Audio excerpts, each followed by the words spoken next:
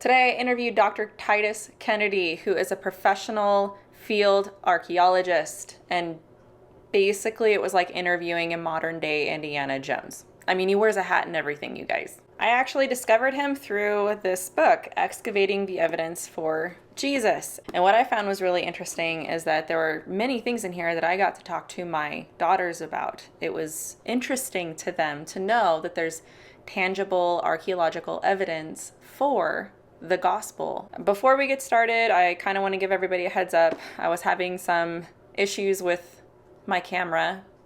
Yeah, camera, I'm looking at you. You forgot how to camera. You let me down. It obviously worked. However, I did something where I was blurry the whole time. So if it looks like you took your contacts out or your glasses off and I look fuzzy, no, you are not imagining that. It's my camera. If only I could be on YouTube without technology, it would be much easier. But be that as it may, I really enjoyed this interview. It was very interesting, very fascinating. I hung on every word Dr. Kennedy said, and I hope that you guys get a lot out of it too.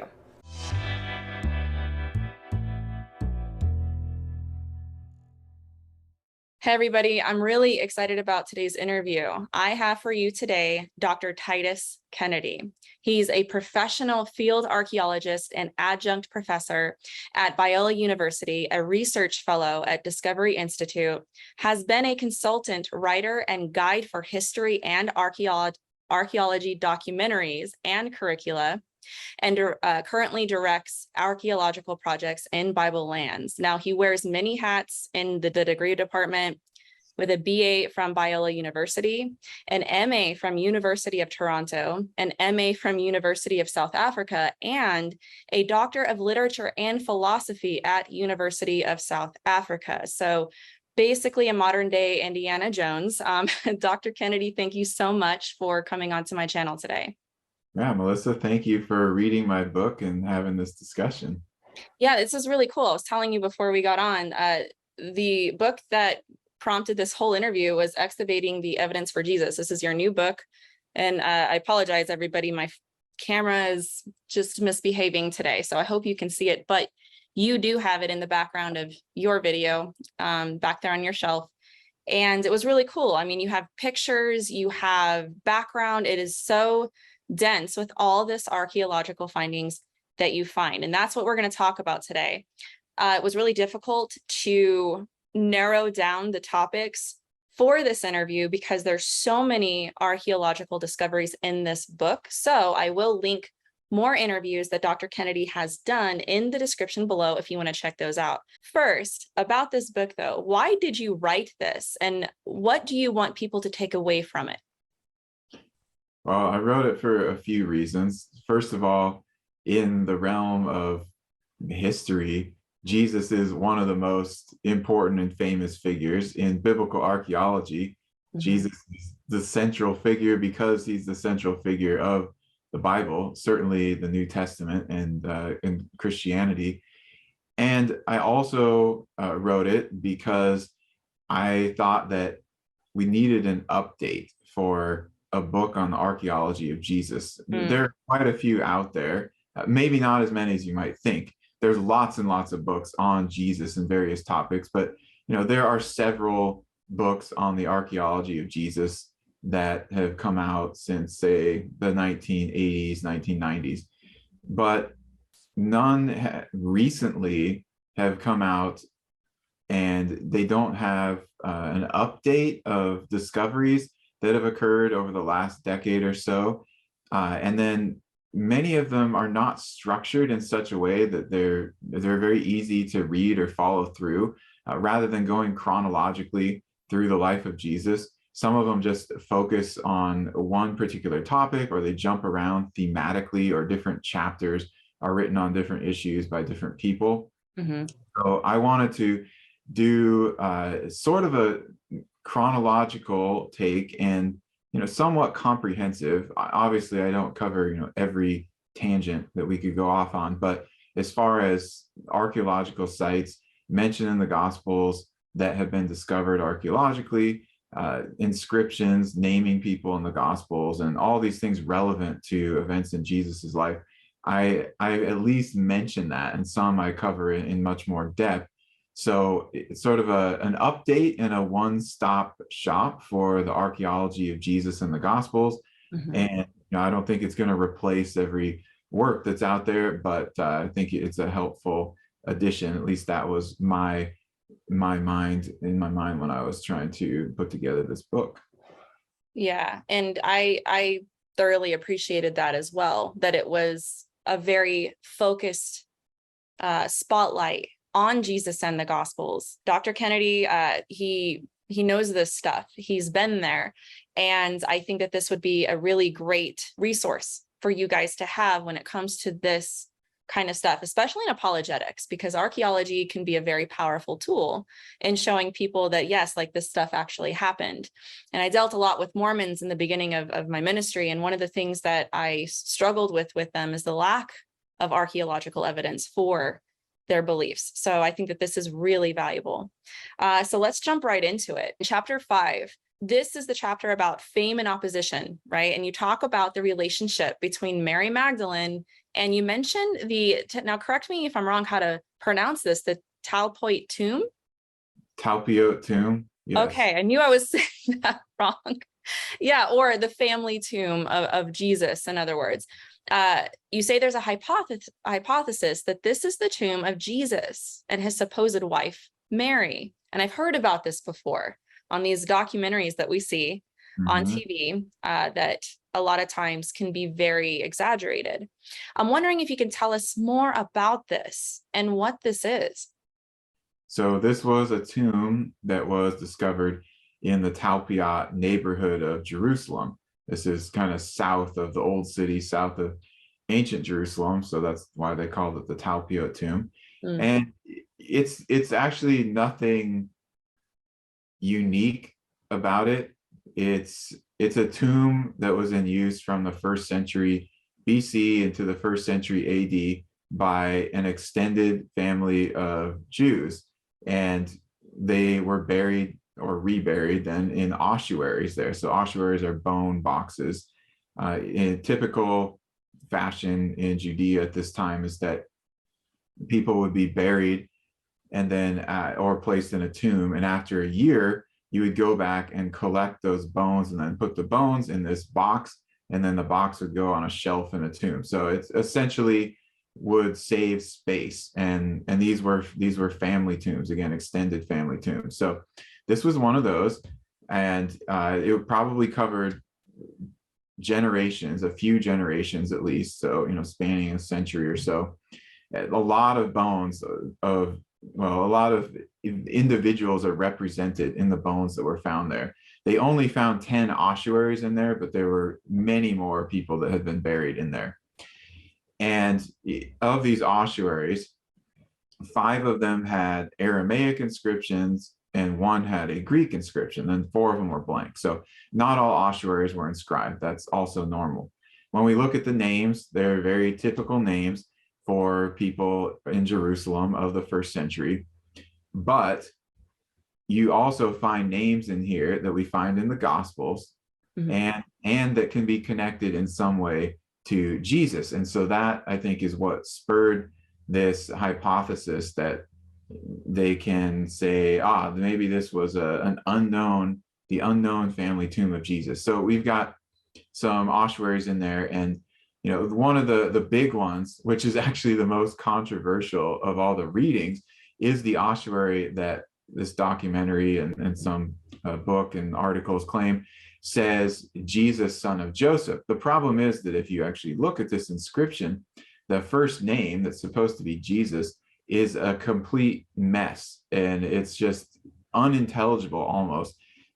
The reading that I've seen quite a few other scholars propose is that the name actually might be Hanun. It could be a few different things. It's so hard to tell. What I can say is that it is not Yeshua. It does not say Jesus. That is an implausible reading.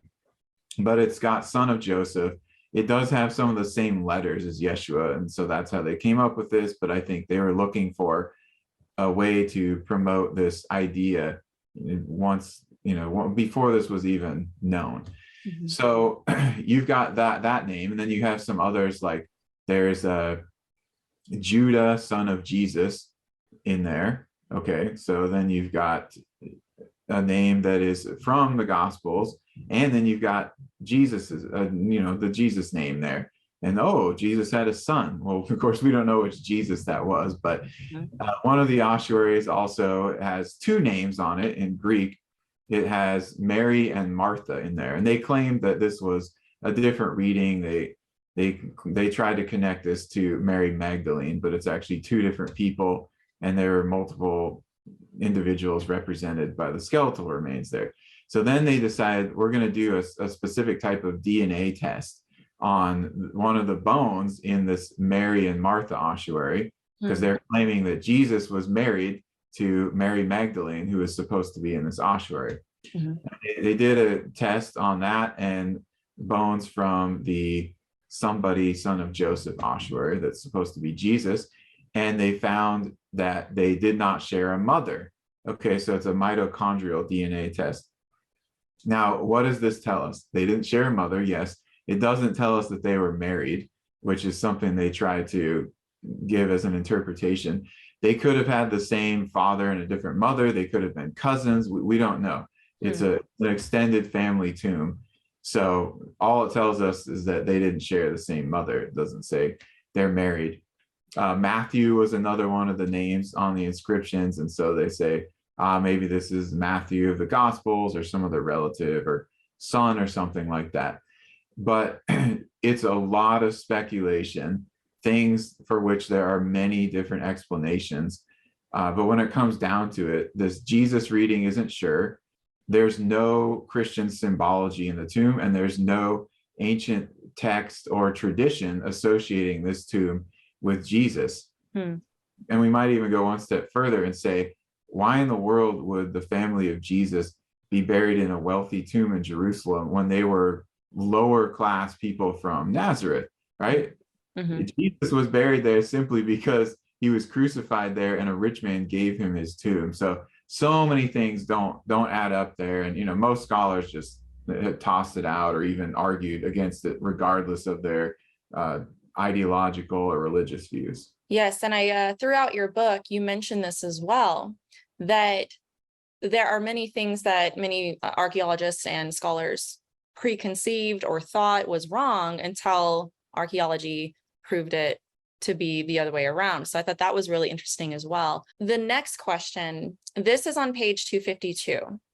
You talk about something I have never personally really looked into. I have a few books on it, but I've never read up on it, which is the Shroud of Turin. I was actually really interested that you mentioned that in your book. Now, assuming that some people watching may not know what that is, can you tell us what the shroud is and share if you believe if it's authentic or not? The Shroud of Turin is a burial shroud, and it's called the Shroud of Turin because it's held in Turin currently, but that's not its place of origin. We don't know for sure where its place of origin is, but the prevailing theory on this is that it could be the burial shroud of Jesus. That's why it is a relic. That's why it's a well-known and often studied relic. Now, there had been a lot of debate over the years about this, and most of the debate is not revolving around, is this the burial shroud of Jesus or not? Because it'd be very difficult to demonstrate that. So most of the debate actually revolves around, is this a medieval forgery or is it ancient from the time of Jesus approximately?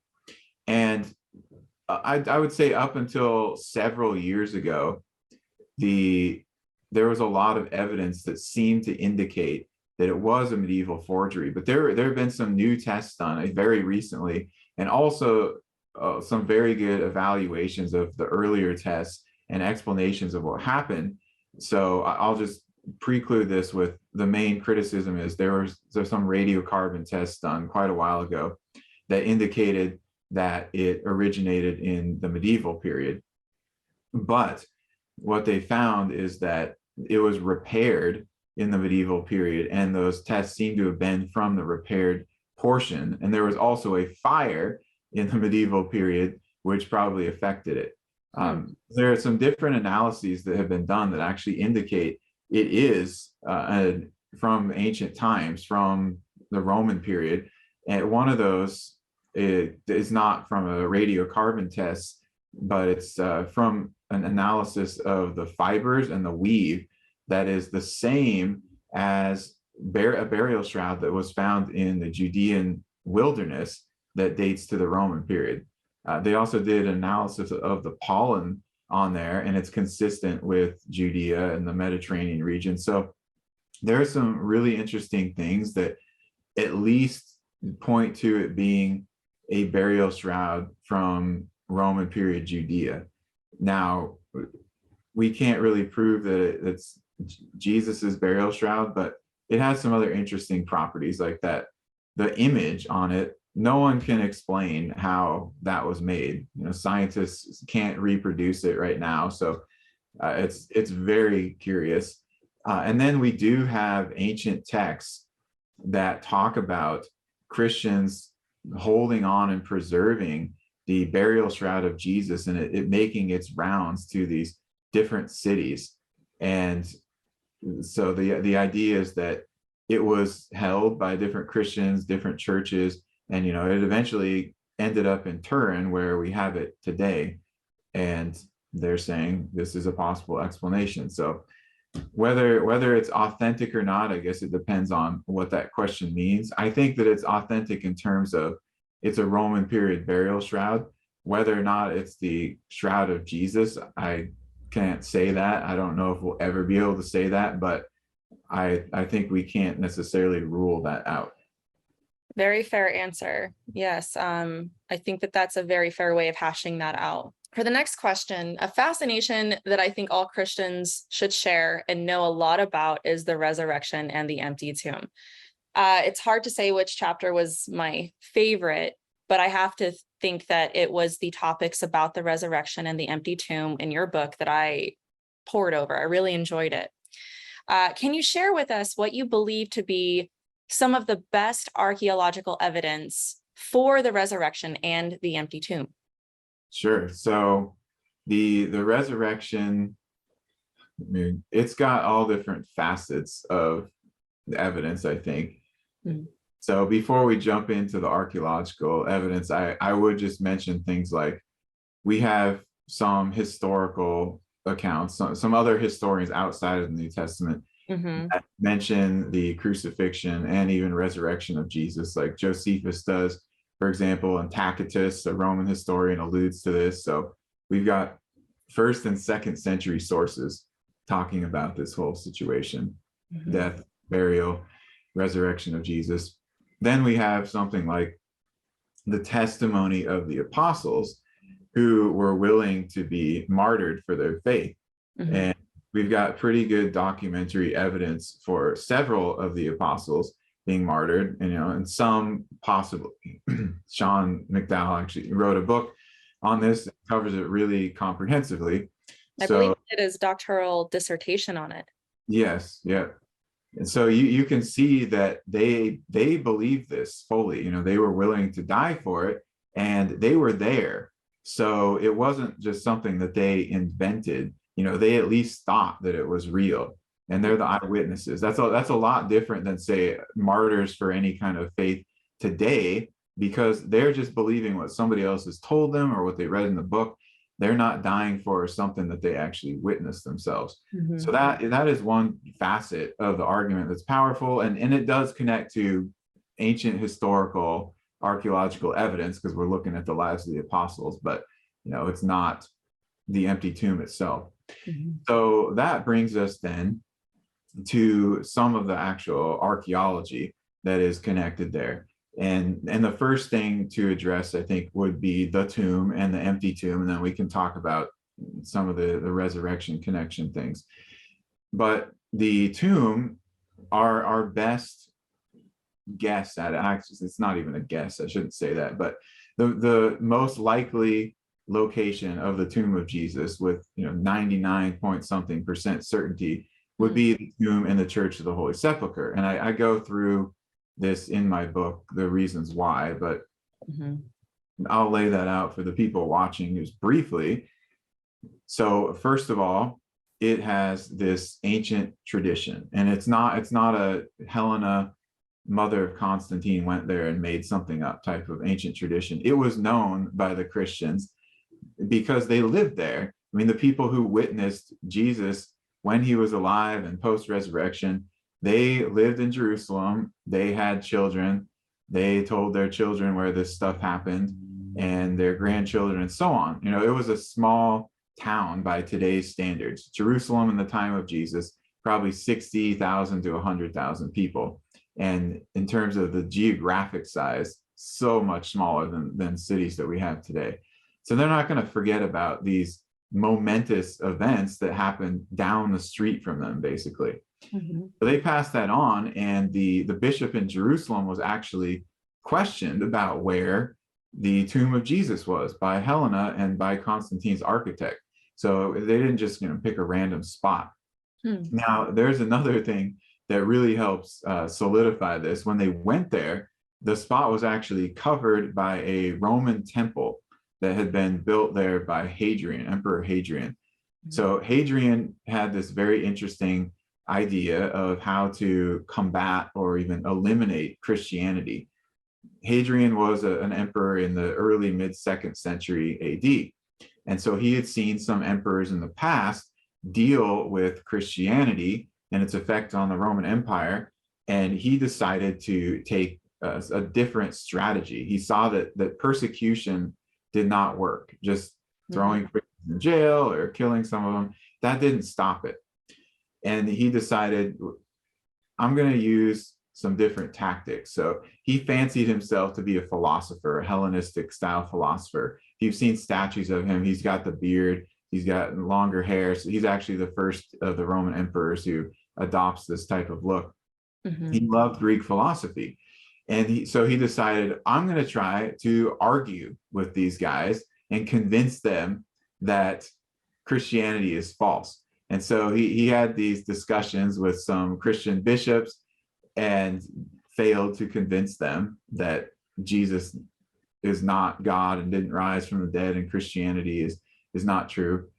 So then he came up with another idea, and that was to sort of erase the historical memory of Christianity, but also syncretize it with Roman religion, which we see later, by the way. This whole thing with Christmas and Sol Invictus, that's the Romans put that holiday after Christmas had already been established as on December 23rd. Another discussion for another time, but that'd be a very interesting interview. Yes. yeah, I know people like to talk about that one. Yeah, I've got some info in the book about it, but Hadrian built temples over the place where Jesus was born, over the crucifixion and resurrection site, over at least 2 miracle sites, the pool of Bethesda and the pool of Siloam. And so we know very, very clearly what he was trying to do. So Helena comes there and she says, where's the tomb of Jesus? And the bishop of Jerusalem tells her, and it's underneath this double temple to Jupiter and Venus. Now, Hadrian had built a similar temple like this in Rome. If you go to the Colosseum today, you can actually see it. If you go to the Colosseum and you look towards the Forum, it's kind of up on the hill. It's this huge temple, really well preserved. And that one in Rome is to Roma and Venus. So Hadrian essentially put the main god, Jupiter, over the top of Jesus's tomb, along with Venus, who Hadrian associated his family with. And he did similar stuff in these other Jesus locations, right? So this is actually something that helps mark where the tomb of Jesus was, because back in the early second century, Hadrian knew, because of what people were saying, where the tomb of Jesus was, and he wanted to cover that, stamp that out. He didn't put it over the garden tomb. He didn't put it over the Mount of Olives or any other spot like that where people might come up with ideas. He didn't put it over the Talpiot Tomb. All right. So that's one really good indicator. But then we can look at some of the archaeology of the tomb itself and the architecture of it. Well, the Gospels, thankfully, they describe the tomb of Jesus quite well, really in great detail. First of all, we know that it was outside the walls of the city, and we know that it was in a garden area that was used as a burial ground. And then we know that it was carved into the rock, and it was a new tomb also, so nobody else had been buried in there. And then it was sealed with this big sealing stone, and there was a stone bench inside on which the body was laid. So lots of details there. Well, when you go to the Church of the Holy Sepulchre and you look around, do an analysis, you look at some of the archaeological excavations and discoveries that have been made there, what we found out was that area was a quarry, and then it was turned into a garden in about the 1st century BC. So it was a garden before Jesus got there, and it started being used as a burial ground. There are actually other 1st century tombs that you can see in the Church of the Holy Sepulchre area. One of them's kind of behind the tomb of Jesus, and they call it the tomb of Joseph of Arimathea. We don't know whose tomb it is, but you can go inside it and see it. So that stuff fits. Now, when you look at the tomb of Jesus itself, it's very unique. It's a single chamber tomb. So it wasn't expanded. It's just there's the stone, the entrance, and then the room with the burial bench, and that's it. Now, there's no other tomb from this period like that in the whole Jerusalem area, because they were always used as family tombs, like the Talpiot tomb that we talked about earlier. They would put multiple people in there, families, generations. But the tomb of Jesus was not reused because it was immediately revered. And of course, it was a new tomb, so it wasn't expanded already. Joseph of Arimathea was probably going to use that as his family tomb, but he never ended up doing it. And so it just had, the one chamber that had been made. So to me, that is a huge piece of the argument why this is the tomb of Jesus. It's the single chamber. It was never expanded. It was never used again. People revered that from the beginning, and then Hadrian gets there, puts the temple over it. So, it fits the architecture, it fits the location, it fits the time period, it fits the early reverence and recognition of it, both by Christians and non-Christians. And then, of course, you've got this question of the empty tomb, right? Well, everybody knew where the tomb was, but they didn't know where the body was. That was the problem. So it was empty. And so you've got a couple main explanations there. Either somebody stole the body, or Jesus got up and left. And the Roman version of the story we see in Matthew 28, 11 through 15. And that is, the Roman soldiers go, they report to the priests and say the body is gone. And the priests tell them, hey, here's some money. Now go tell everybody that the disciples stole the body of Jesus. That's what happened. And if you get in trouble for failing in your duty, we'll talk to the governor for you. It'll be fine. And then it says that is the story which is circulated among the Romans today. So, when Matthew wrote his gospel some decades later, that was still circulating. So those are the two main the two main options we've got, and that is why so many scholars do agree that it was an empty tomb, right? Not that they all believe that the resurrection happened, but the tomb did end up empty. And their explanation would be that the Christians projected this resurrection because of the empty tomb, and they've got different explanations, some of which are going to be the disciples stole the body. And then we would move, I think, to your next question that you were interested in, and that artifact, right? The Nazareth Inscription. Yes. Never heard of that before, and was very interested if you could elaborate on that. Yeah, this is an incredibly important artifact, I think. It's very, very interesting at the least, and people should know about it. I'm really surprised at how few people know about it and how little it has been written about or included in books about Jesus or the Gospels or the resurrection. Yeah, this is the first I've heard of it. Yeah, it's definitely worth mentioning. And it's actually one of my favorite artifacts. Oh, good. I'm glad. Period. Yeah, because it's so intriguing, and there's been more discussion going around about it recently, which is good. You know, some of it's been negative towards it, but it's good for people to become aware of it. Mm-hmm. So the Nazareth Inscription, it's called that because it was discovered, or I should maybe say turned up in Nazareth. All right, it's not from controlled archaeological excavation. This was actually discovered in the late 1800s. 1878 is when we were made aware of it first.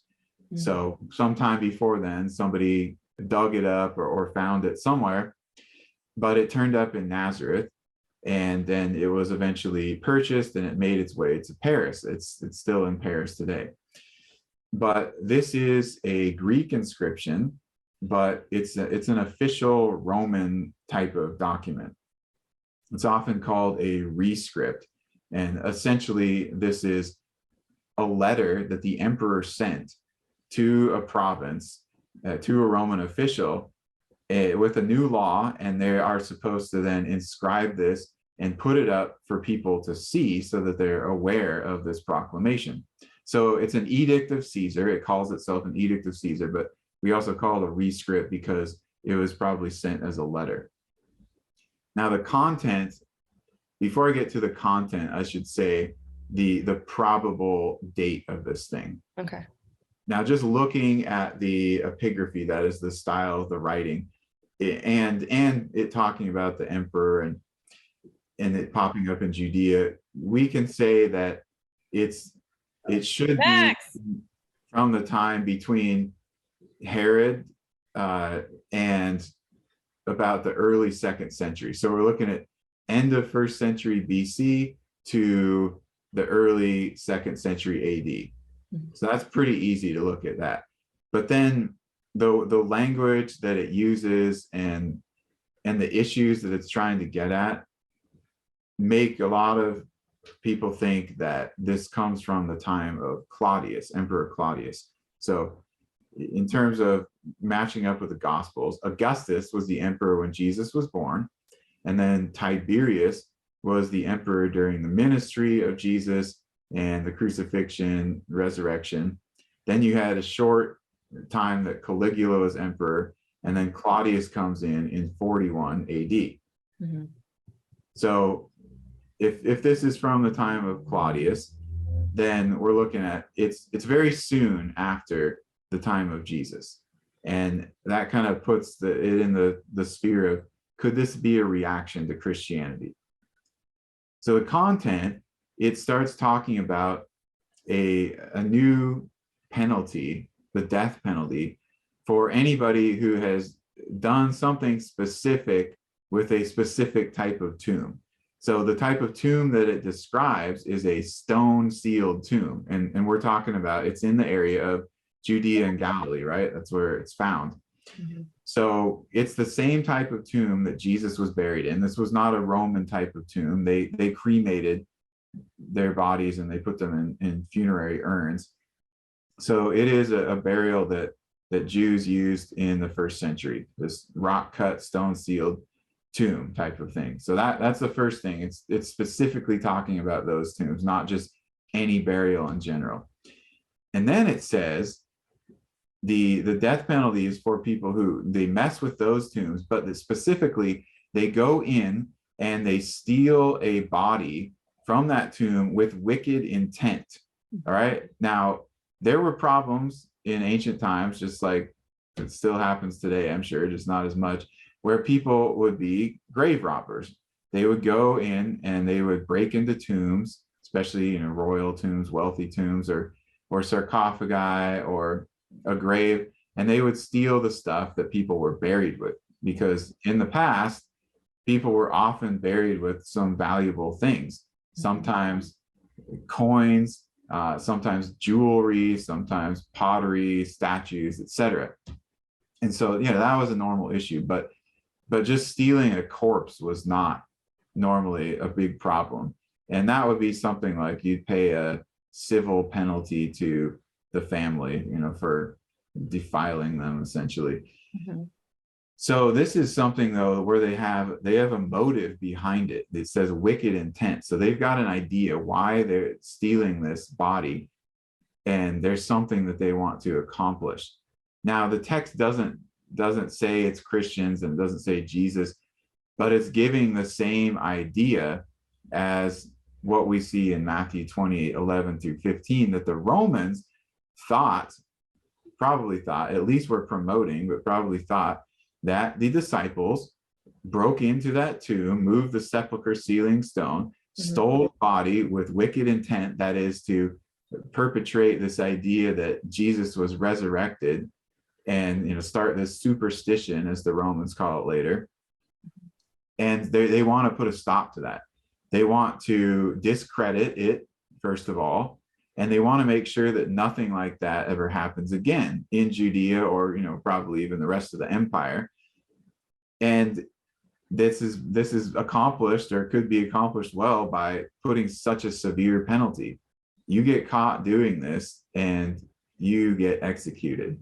Mm-hmm. So that's why I think that the Nazareth inscription could be really important in regards to showing that the Romans were aware of the resurrection story very early on and tried to put a stop to it. Very recently, just a few years ago now, there was some new testing that was done on the stone, because some people were disputing that this had any connection to Jesus and the resurrection rumors. So they did some testing of part of the stone to determine where the stone originated, like where it was quarried. Mm-hmm. And the closest match that they found was a marble quarry at the island of Kos, which is just off the coast of Turkey, western Turkey. And so from that, they said that they thought the Nazareth inscription actually was sent there. And so it was talking about a tomb that was broken into on the island of Kos. Now there was this, they call him a tyrant, but he was the leader of the island of Kos in the Roman period during the time of Augustus. And the people hated him. And after he died, they actually broke his tomb up and then dragged his body out in front of the tomb and desecrated it. Wow. And so they're saying that's what it was all about. It had nothing to do with Jesus. So some people decide, all right, I guess maybe the Nazareth inscription has nothing to do with Jesus and it's from Kos. But if we look into this a little bit more, what do we see? Well, the marble is sourced from Kos. That's fine, because the Herods actually used Kos to source a lot of their marble. Mm-hmm. And we have inscriptions on that island from Herod the Great, from Herod Agrippa. By the way, the Nazareth inscription seems to be from the time of Herod Agrippa, who overlapped with Claudius. And Herod Agrippa really hated Christianity. He is the one that we see in Acts who performs the first execution of an apostle. So yeah, the marble was probably sourced from there, just like a lot of other things the Herodians did. But it goes to Nazareth and it's used there. And the description doesn't fit what happened to Nicias of Kos as well as it does the whole discussion with Jesus's disciples allegedly stealing the body. Mm-hmm. So just wanted to make that clear, because I know some people have read the article that talks about those testing and they might have questions. I've gotten that question before quite a bit. Now I have one more question for you. And thank you, by the way, for covering that in detail. That was really interesting. Now, people are really skeptical about miracles and claim that the gospel writers exaggerated it or made it up. And they're just stories, including the miracles. We hear this often, and we have a supernatural worldview as Christians. You have a whole chapter 4, called Teaching, Traveling, and Miracles. And I was immediately intrigued by that title, because it's all dedicated to covering a part of this topic. Now, again, we rely a lot on historical testimonies, but can you tell us if there's any archaeological evidence for Jesus's miracles? Yeah, so Archaeological and ancient historical evidence for the miracles of Jesus. Mm-hmm. So I would kind of divide this up into three categories, perhaps. So we can look at ancient testimony about the miracles of Jesus outside of the New Testament, so kind of ancient historical evidence. We can look at archaeological evidence for the miracle stories of Jesus, I might call them, the locations. Were they real places? Did they exist? Are the authors of the Gospels trying to say they think these are real rather than just allegorical or mythological? And then we could look at least one archaeological artifact that factors into this discussion. A couple of them, really, but one is quite early. So in regards to the historical text, we have some writers from the 1st and 2nd century who talk about the miracles of Jesus. And when I discuss this in the book, I put 4 different sources in there. And these are coming from 4 totally different perspectives, really. Mm-hmm. But it's interesting because all 4 of them are affirming that Jesus performed miracles. Yeah. They just have different explanations for the source of that power. Mm-hmm. So it's like we've got Celsus, okay? He's one. Who is this guy? He is a staunch critic of Christianity, a polytheist in the 2nd century. And he says that Jesus gained miraculous powers in Egypt and then went back to Judea, performed miracles, and proclaimed himself a god. All right. He doesn't say it didn't happen. He said he did it. He got magical powers in Egypt. All right. That's his explanation. Egypt in the ancient world, by the way, was obsessed with magic. And so they were always working on magical incantations, and they were well known for that. Yeah. So that's kind of the pagan perspective, if you will, polytheist perspective. Then we have the Mishnah. And in about 3 places, the Mishnah seems to talk about Jesus performing sorcery or magic and leading Israel into blasphemy. And for that, he needed to be arrested and stoned.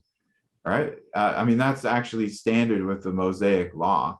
So what was going on in the Gospels? Because you see the Pharisees say the same thing, actually.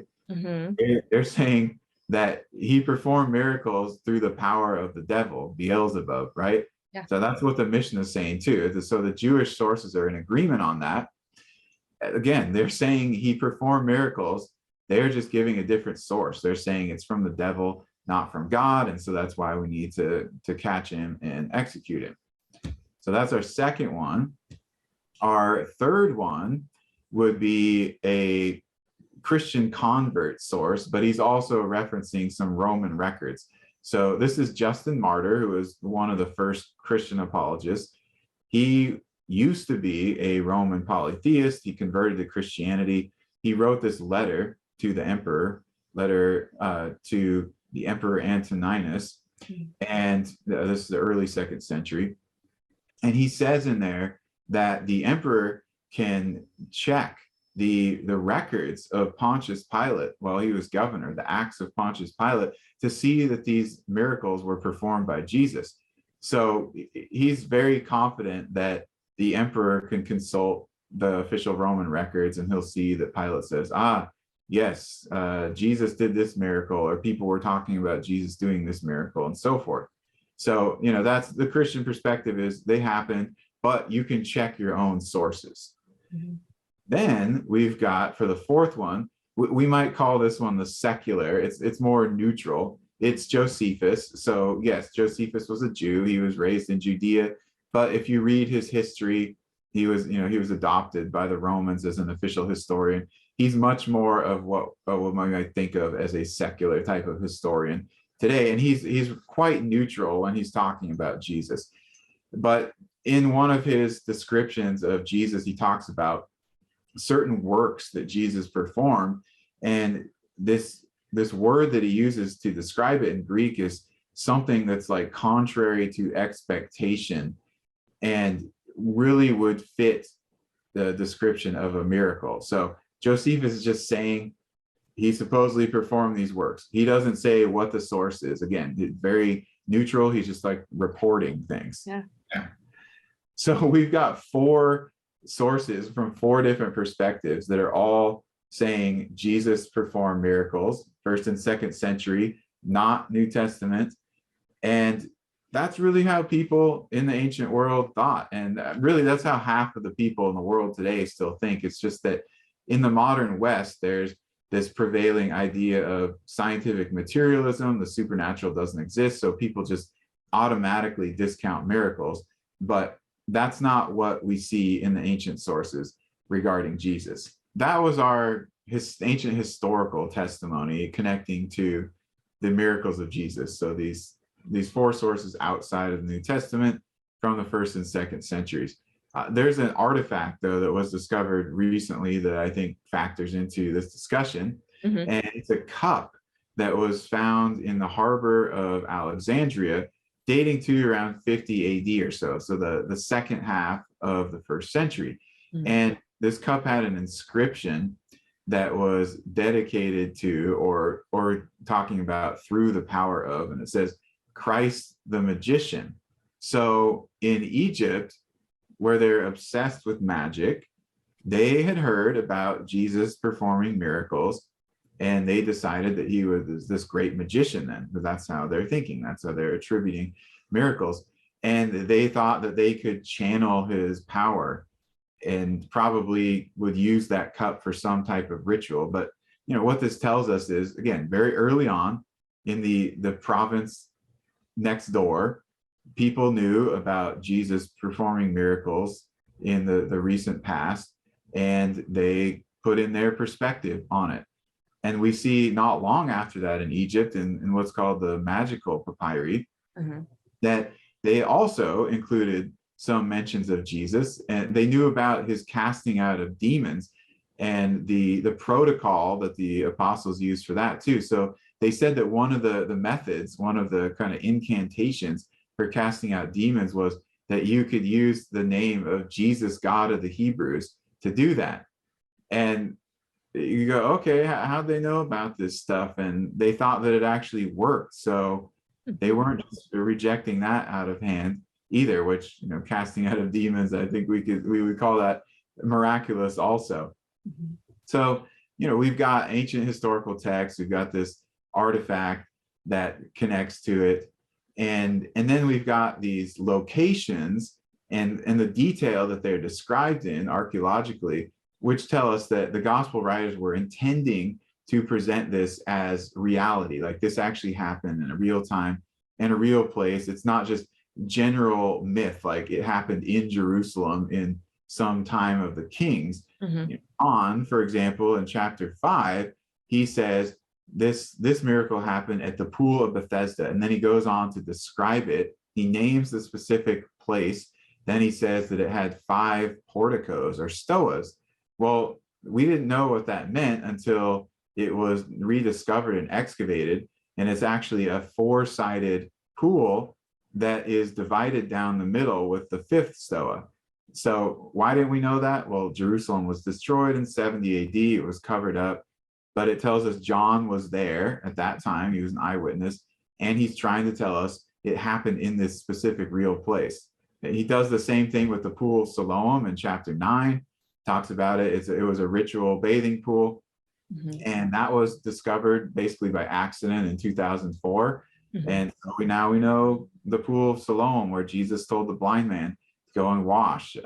We've got a lot of locations like that where it's telling us the gospel writers intended this is supposed to be historical, like other segments of the gospels. And then we go and we look at those outside sources too and say, everybody seems to have thought that Jesus actually performed miracles. For those wondering, for archaeological digs in Jerusalem and Israel, how often would you say that you participate in those with hands-on? I do excavations once a year. Once a year? Yeah, at least. So sometimes twice a year, but usually once a year. So these things that you write about are not just, I'm sure some of it is, secondhand accounts as far as, other people that y'all write and you talk. But I think it's really great that It's just, you've been there, you've seen it, you've touched it, you've taken photos, you've been involved up front and close. So for those wanting to get a hold of this book, just check out the description and we'll have a link there for you to get a hold of it. Titus, I would love to actually have you back on at some point to talk about maybe Old Testament archaeological finds. That is something of great interest to me and my family as well. Yeah, is there anything that you would like to add before we sign off? No, I think that covers it. I just encourage people to dig into some of this evidence. We talked about a few topics and we talked a bit about them, but there's a lot more information out there. Yeah, it's a lot. You could spend hours and hours. So yes, and that's why I want to add more resources in the description, because you go over, I think it was kind of like a fast here, throw it at you, kind of tell me about this. It was 20 topics that you guys covered with Dr. Frank Turek. And it was all about the archaeological finds. And then of course the one with Dr. Sean McDowell. So you've kind of been everywhere covering these topics. Very interesting, guys. So thank you, Dr. Kennedy, for coming on and talking with me today. yeah, my pleasure. Thank you for having me on.